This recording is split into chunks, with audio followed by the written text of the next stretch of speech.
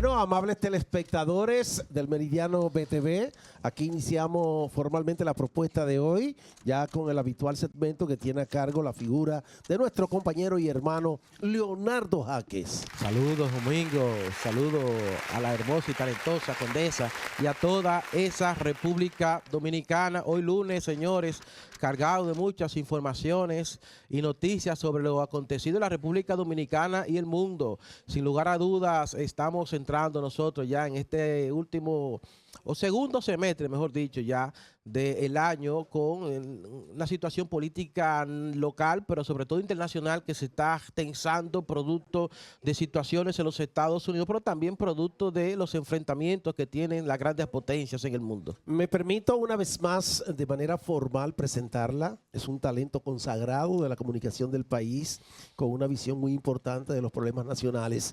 Aquí presente, señores, compartiendo este escenario, el talento, la belleza, la grandeza de la condesa. Wow, pero qué presentación. Por eso Yaqueada ahí. Jackie trae cultura con sabrosura, cultura con claro, viejísimos, viejísimos. Mira, Leonardo, tal como lo dices, el mundo está en crisis. Cada país con sus problemas, la República Dominicana con la problemática de los haitianos llegando de manera ilegal, aun cuando la República Dominicana es reconocida a nivel mundial por su estabilidad económica y política, pero sobre todo por ser un destino turístico por excelencia del Caribe. Tenemos este problema, y es que las autoridades de migración han incrementado los operativos, Leonardo. Pues se han dado casos en la frontera, en ciertos puntos que han tratado de entrar una turba de haitianos y han tenido que enfrentarse con los militares que ahí están, saliendo heridos algunos de ellos, pero también nuestros guardias. Está difícil la situación, Está Leonardo. difícil, ¿no?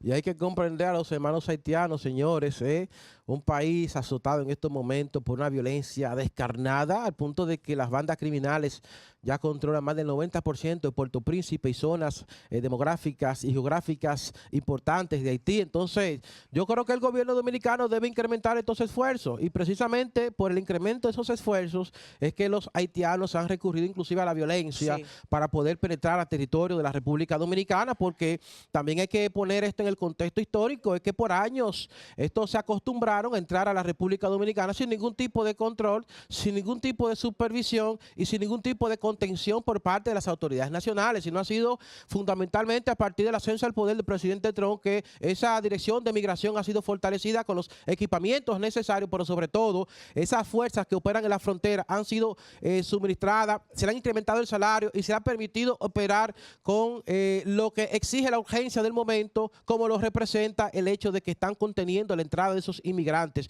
Y este fin de semana vimos ahí como un grupo de haitianos, unos 120, 130 inmigrantes de estos, intentaron penetrar a la República Dominicana y teniendo un enfrentamiento con las autoridades del CEFRON, quienes lograron repeler a parte de estos, e inclusive lamentablemente se habla de algunos heridos. Yo creo que evidentemente esto se va a incrementar producto de lo que está aconteciendo en Haití, un Haití que en estos momentos lamentablemente ha sido olvidada por la comunidad internacional, un Haití que en estos momentos, aunque vemos que el gobierno está utilizando inclusive herramientas tecnológicas para enfrentar esas bandas criminales, pero ese Haití está azotada en estos momentos por unos niveles de hambre, de miseria, de falta de servicios públicos sanitarios, de falta de servicios educativos, pero sobre todo de una descohesión social que ha agrietado y ha puesto en peligro la existencia de ese pueblo en los próximos años. Pero algo también deplorable es que cuando el equipo de migración está haciendo su trabajo, su operativo, salen algunos dominicanos a decirle de todo porque se le están llevando sus haitianos trabajadores. Sí. ¿Tú puedes creer eso, Dios mío? No, mira, que es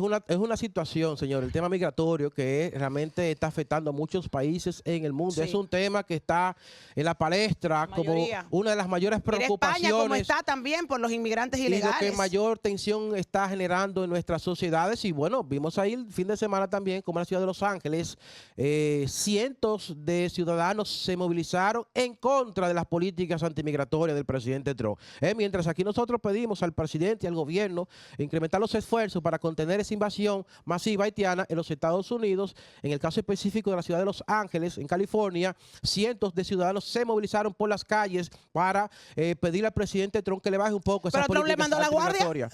Pero mira, óyeme, hay material, señores. Cometió una ilegalidad, él lo va a demandar Sí, el gobernador del estado de Los Ángeles. Que es ilegal. Y oye, esto ocurre por primera vez desde mediados del siglo pasado que el presidente, que es el titular, ¿no?, del gobierno federal, envía la Guardia Nacional a un estado en los Estados Unidos. Entonces, hay un video donde se ve y se aprecia cómo estos manifestantes inclusive incendiaron vehículos autónomos. Hay que recordar que en la ciudad de Los Ángeles operan una compañía de taxi de la cual es titular Google, que provee servicios de movilidad pública bajo el modelo de taxi de manera autónoma, sin chofer, y esos vehículos, algunos fueron incendiados, pero también incendiaron vehículos de los agentes policiales allí, además de lanzar piedras y enfrentar a esos agentes policiales y a la Guardia Nacional y ocupar autopistas y las calles también allí. Entonces, ya en estos momentos hay que decir que bajó la tensión en Los Ángeles.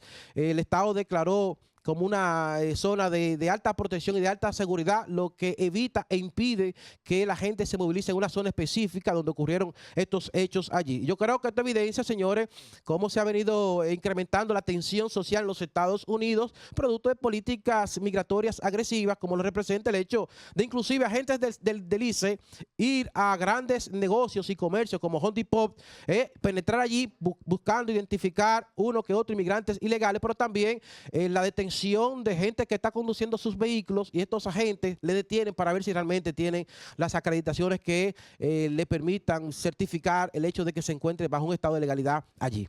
Mira, ayer, finalizando la tarde, se presentó el hecho en el Merca Santo Domingo de un fuego, ¿no?, que creó expectativas. ¿Qué pasó? ¿Qué fue lo que pasó en concreto? Y un fuego que prácticamente afectó la zona más importante. Se habla de unos 65 establecimientos comerciales.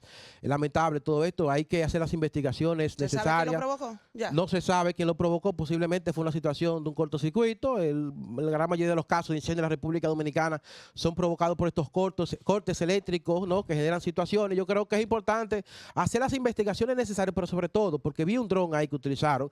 Yo creo que las autoridades nacionales debieron tener al menos 10, 15 drones de eso, que hubiese permitido incrementar los flujos de agua, ¿no?, para reducir rápidamente los incendios ocasionados allí. Hablamos, señores, de pérdidas materiales que pudiesen superar los 500 millones de pesos. Y hablamos de decenas de comerciantes que en estos momentos no podrán comercializar y vender sus productos en esa zona. Ojalá que tengan seguro esos comercios. Ojalá que tengan seguro. Hay que recordar que ese Merca Santo Domingo fue una iniciativa del presidente Hipólito Mejía en su gobierno, una iniciativa importantísima que ha permitido que muchos dominicanos accedan a productos esenciales y básicos a bajo costo. Mira, Colombia, ¿qué pasó en Colombia? Un atentado contra un senador. Señores, explícame eso. ¿Qué está pasando en Colombia, Leonardo? Lamentable el incremento de la violencia política. Así es, el incremento de la violencia política, no solo en nuestros países, sino en el mundo. Y mire, sobre esto, quiero hacer brevemente un recuento de lo que ha acontecido en los últimos años en el mundo en cuanto al incremento de la violencia política y en cuanto a los intentos manicidas de individuos que han utilizado armas de fuego, inclusive armas blancas, para propinar, para afectar, para herir a figuras políticas prominentes en el mundo. Y tengo ahí el material de algunos de estos hechos acontecidos. Vamos a recordar como en el 2018, el entonces candidato presidencial brasileño, Jair Bolsonaro, quien logró alzarse con la presidencia de la República, fue herido por un individuo que logró darle una puñalada. Pero también recordar cómo el Capitolio de los Estados Unidos para principios del 2021 fue invadido por una masa trompista enardecida que creyó, porque hay que decirlo, creyó muchas de esas inventivas que se difundieron por las redes sociales de que el triunfo del presidente Biden había sido resultado de un proceso fraudulento en el que se habían enviado votos electrónicos, fantasmas, y que la elección de Biden realmente no fue democrática. Entonces, esas masas se movilizaron hacia el Capitolio de los Estados Unidos y todos sabemos cómo allí se generaron situaciones de violencia, de afectación material, inclusive de destrucción de bienes históricos en ese poder importante, el Estado norteamericano. Pero también, señores, vamos a recordar lo que aconteció aquí con Jovenel Moïse, el entonces presidente haitiano, a quien a eso de la 1 de la mañana, casi 30 individuos, sicarios, lograron penetrar a la residencia presidencial, logrando asesinarle e hiriendo a su esposa. Pero también vamos a recordar cómo al ex primer ministro japonés, señores, Shinzo Abe, de 67 años, quien dirigió Japón del 2012 al 2020, hace unos 2 años también un individuo logró asesinar asesinarle de manera violenta, provocando esto estupor e indignación en la sociedad japonesa. Pero también el caso acontecido con el ex candidato presidencial de Ecuador, Fernando Villavicencio, ocurrido esto en el 2023, que a pesar de no ocupar las dos posiciones en las encuestas como uno de los favoritos para las presidenciales, porque él estaba en la tercera posición, lo asesinó un individuo que le propinó varios disparos mortales. Pero también, como parte de este incremento de la violencia lamentable que vemos en el mundo, en el ámbito político, como al primer ministro eslovaco, Robert Fico, un individuo, mientras realizaba una actividad, logró propinarle varios disparos. Sobre esto, señores, pueden buscar rápidamente materiales que íbamos a colocar aquí, pero veo que lamentablemente no han colocado. Pero mire, también, para terminar, sí. Bueno, señores, lo que aconteció con Trump. A Trump lo salvó el hecho de que 1 o 2 segundos antes de ese disparo, Trump giró su rostro y no recibió el impacto mortal de una bala disparada por un francotirador que estuvo apostado cerca donde él estaba pronunciando un discurso. Hablamos de que esto ocurrió unos 3 o 4 meses antes de las elecciones presidenciales en los Estados Unidos. Hablamos de que Trump es presidente de los Estados Unidos posiblemente por la providencia divina que le protegió, pero sobre todo por ese giro inesperado que él hizo cuando pronunciaba su discurso. Y ahora, señores, vemos como este fin de semana, lamentablemente en Colombia, un país azotado por la violencia armada, el precandidato presidencial, Miguel Uribe, fue afectado, fue herido, que se encuentra en estos momentos en un estado de gravedad, no por al menos un disparo en la cabeza y varios disparos en el cuerpo. Hablamos de que él estaba realizando una actividad política, pronunciando un discurso y fue alcanzado con estos disparos prácticamente mortales. No tenía chaleco antibalas. Hablamos de que un jovencito de unos 15 años de edad logró empuñar su arma y dispararle. En estos momentos, lamentablemente, se encuentra en un estado de salud grave, por lo que posiblemente pudiese morir. Y mira, yo creo que esto es resultado, señores, del incremento de la tensión social, pero sobre todo del hecho, como está pasando en Colombia, de que a veces los presidentes, en vez de asumir una posición de responsabilidad estadista, de procurar calmar las aguas y de reducir la tensión política, muchas veces lo que deciden es asumir una posición de choque, de confrontación y de pugna que genera la tensión política que desencadena el hecho de que mucha gente asuma como legítimo el uso de la violencia. Yo creo que lo que acaba de acontecer en Colombia, lo que está aconteciendo en el mundo, debería servirnos a nosotros, ¿no? Para reconocer cómo en la República Dominicana, a pesar de todo esto, se están viviendo aires de consenso político, de armonía social y de sobre todo una sociedad que comprende la importancia de defender esta paz democrática que tanto esfuerzo y sacrificio nos ha costado. Bueno, muchísimas gracias a nuestro compañero Leonardo Jaque. Vamos a la pausa. Al regreso tenemos aquí la presencia del diputado Carlos de Pérez.